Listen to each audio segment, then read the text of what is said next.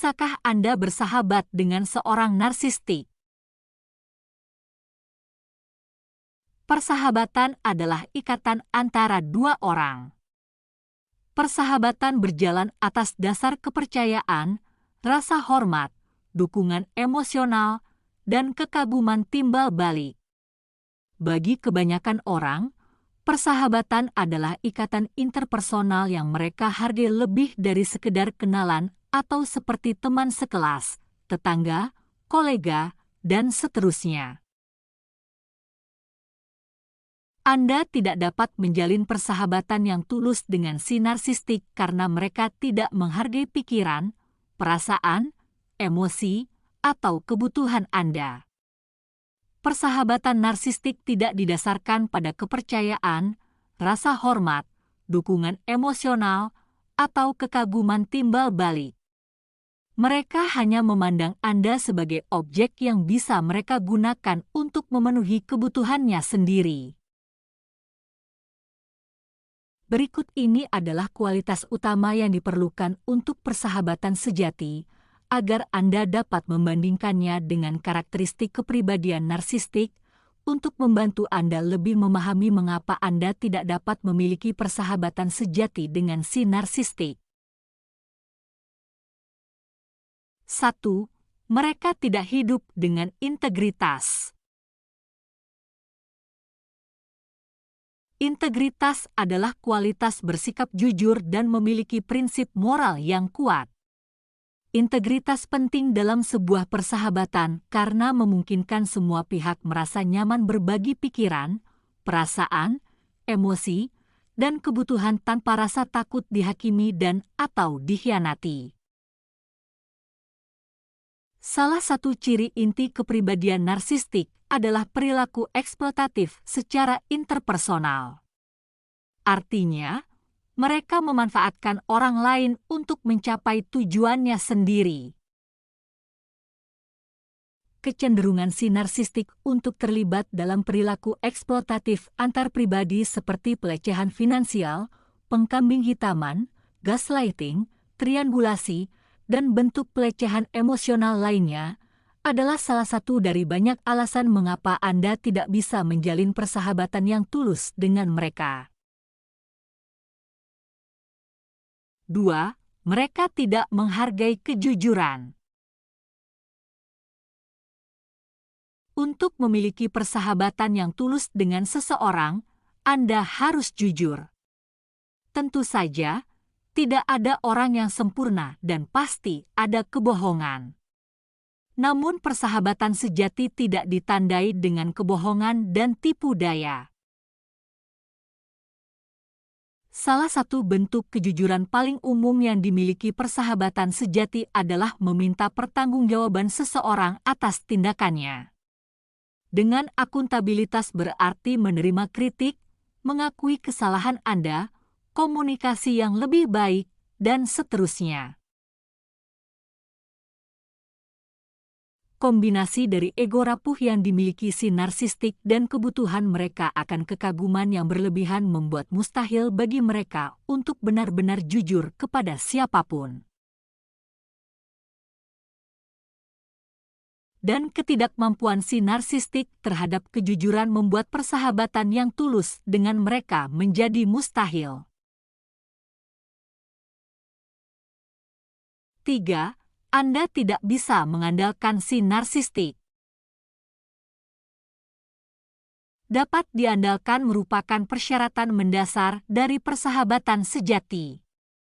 Jika Anda mempunyai teman yang bisa Anda andalkan, Anda yakin dia akan menepati janjinya, melakukan apa yang dia katakan, dan membela Anda. Perasaan berhak yang dimiliki oleh si narsistik menghalangi mereka untuk menjadi seseorang yang dapat Anda andalkan. Ingat, si narsistik tidak memandang Anda sebagai individu yang memiliki pikiran, perasaan, emosi, dan kebutuhan sendiri. Bagi mereka, Anda adalah objek yang berhak mereka gunakan. Saat Anda meminta bantuan sekecil apapun, mereka akan menghukum Anda karena mereka tidak melihat Anda setara. 4. Mereka tidak setia.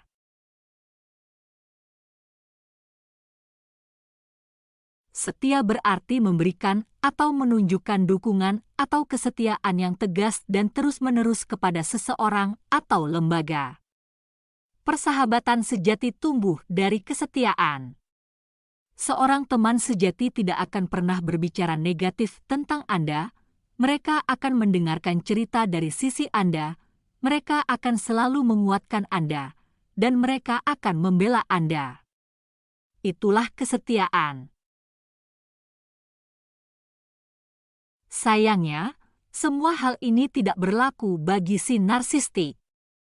Kombinasi dari rasa mementingkan diri sendiri yang berlebihan, kebutuhan berlebihan akan kekaguman, dan kecenderungan untuk terlibat dalam perilaku eksploitatif antar pribadi menghalangi mereka untuk memahami arti sebenarnya dari kesetiaan.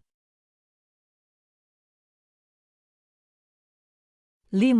Mereka kurang empati. Empati adalah kemampuan untuk memahami dan berbagi perasaan orang lain. Empati adalah kualitas yang sangat penting untuk dimiliki seorang teman karena memungkinkan mereka untuk menempatkan diri pada posisi Anda, memahami apa yang Anda rasakan, dan bereaksi sesuai dengan perasaan itu. Kurangnya empati adalah salah satu ciri utama gangguan kepribadian narsistik, NPD. Tidak mengherankan, ketidakmampuan si narsistik untuk memahami dan berbagi perasaan orang lain disebabkan oleh kecenderungan mereka yang hanya memandang orang lain sebagai objek yang berhak mereka manfaatkan. Seorang teman sejati akan dapat mendukung Anda di hari-hari tergelap Anda, tetapi kurangnya empati si narsistik menghalangi hal ini. Oleh karena itu, menjalin persahabatan yang tulus dengan si narsistik adalah hal yang mustahil. 6. Mereka bukanlah pendengar yang baik. Jika Anda mempunyai teman yang merupakan pendengar yang baik, itu berarti dia memberi Anda ruang untuk berbicara, mengajukan pertanyaan, memvalidasi emosi Anda, dan membantu Anda menemukan perspektif. Untuk menjadi pendengar yang baik, Anda harus memiliki empati, merasa nyaman untuk tidak menjadi pusat perhatian, dan menghormati orang yang Anda dengarkan. Ini 3 kualitas yang tidak dimiliki oleh si narsistik. Namun si narsistik juga sering menunjukkan perilaku atau sikap arogan dan angkuh. Semua sifat buruk ini menghalangi mereka untuk menjadi pendengar yang baik dan kemudian menjadi teman yang baik. 7. Mereka terancam dengan kebahagiaan Anda. Kebutuhan berlebihan si narsistik akan kekaguman begitu berlebihan sehingga mereka memandang kebahagiaan Anda sebagai ancaman terhadap kebahagiaannya. Satu-satunya alasan si narsistik mencari hubungan apapun adalah menggunakan orang lain sebagai gudang pikiran, perasaan, dan emosi menyakitkan mereka. Anda tahu, jauh di lubuk hati si narsistik merasa tidak dapat dicintai, tidak diinginkan, tidak memadai, tidak berharga, dan lemah, dan mereka tidak kompeten secara emosional untuk mengelola pikiran, perasaan, dan emosi ini melalui cara yang sehat dalam bentuk regulasi emosi. Sebaliknya, mereka menjadikan orang lain sebagai sasaran penghinaan, devaluasi, degradasi, dan bentuk pelecehan emosional lainnya, sehingga mereka dapat memproyeksikan semua pikiran, perasaan, dan emosi mereka yang menyakitkan kepada orang lain. Dengan melihat orang lain kesakitan, si narsistik dapat menunjuk pada orang tersebut dan berpikir, "Saya bukanlah orang yang tidak dapat dicintai, tidak diinginkan, lemah, tidak berharga, dan tidak mampu, melainkan dialah yang seperti itu. Kebutuhan mereka yang tak tertahankan ini membuat berada di dekat mereka tidak pernah membuat Anda merasa baik. Tentu saja mereka memiliki beberapa taktik manipulasi seperti mirroring, iming-iming masa depan, dan love bombing yang memanipulasi Anda agar merasa senang untuk waktu yang singkat. Namun dalam jangka panjang, berada di dekat mereka membuat Anda sengsara, dan itulah sebabnya mereka tidak bisa menjadi teman baik Anda. 8.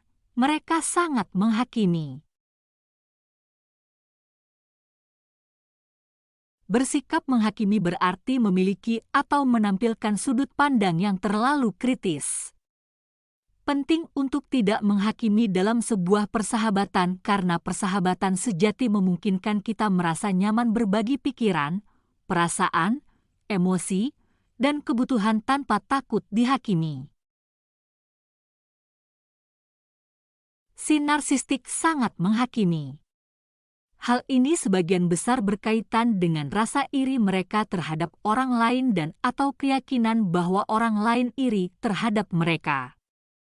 Faktanya, si narsistik seringkali memberikan penilaian bahkan sebelum mereka mengenal seseorang dengan baik. Sifat menghakimi si narsistik membuat hampir mustahil untuk menjaga persahabatan yang sehat dengan mereka. Mereka meremehkan kebahagiaan, kesuksesan, tujuan, aspirasi Anda, sehingga menjadikan sifat menghakimi mereka semakin mendalam. Hal ini dapat, dan seringkali terjadi, menyebabkan mereka menciptakan lingkungan yang sangat tidak valid dan merendahkan yang dirancang untuk membuat Anda tertindas selama mungkin, sehingga membuat persahabatan dengan mereka sama sekali tidak ada manfaatnya. 9. Pengorbanan Anda terlalu besar. Saat Anda menjalin persahabatan dengan seseorang yang bukan narsistik, mereka tidak ada drama, mereka menghormati batasan Anda, mereka memahami bahwa Anda memiliki kehidupan sendiri di luar persahabatan, dan mereka menghargai waktu yang Anda habiskan bersama. Kebutuhan berlebihan si narsistik akan kekaguman, rasa berhaknya yang berlebihan, dan keyakinan bahwa dirinya spesial dan unik serta hanya dapat dipahami oleh orang atau institusi yang spesial atau berstatus tinggi, mendorong mereka untuk menjadi orang yang sangat menuntut banyak perhatian, waktu, uang, dan atau usaha dari Anda. Mereka cenderung menimbulkan masalah, mereka sangat sensitif dan temperamental, dan mereka selalu menuntut untuk terus menjadi pusat perhatian Anda. Jadi si narsistik tidak memiliki kualitas yang dibutuhkan untuk persahabatan sejati. Jika Anda berencana menjalin persahabatan dengan mereka, Anda harus menyesuaikan ekspektasi Anda terhadap hubungan tersebut dan Anda perlu melindungi pikiran, perasaan, emosi, dan kebutuhan Anda dari pelecehan mereka.